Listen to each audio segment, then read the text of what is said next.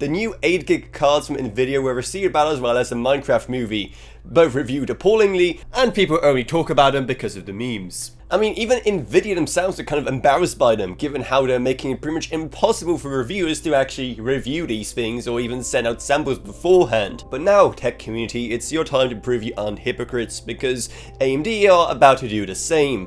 Yes, an 8GB RX 9060 is most likely coming, even though many people thought that they will kind of reconsider it given exactly what kind of backlash Nvidia saw. However, no, it appears that it's still on track, and it is going to be most likely revealed at Computex later this month, with a full release in June.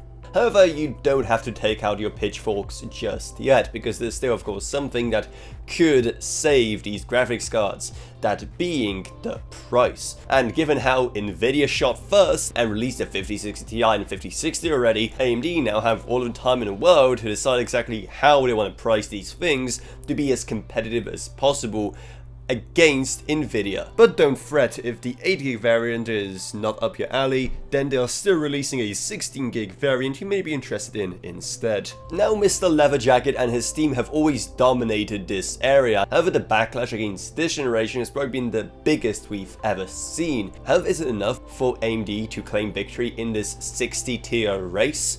Well, you let me know down in the comments below. And down there you can find our Patreon, because even a single $1 a month truly goes a long way. Plus huge thanks to Gavin Burns, Justin Rage, Ila Roniak, Balash Voka, Patrick Harrison, not a student named Meg Sumner, and Shane Allcroft. But anyway, that's what it's. I hope you enjoyed this video. If you did, then remember to subscribe, like, whatever, and I'll see you all in whatever I make next.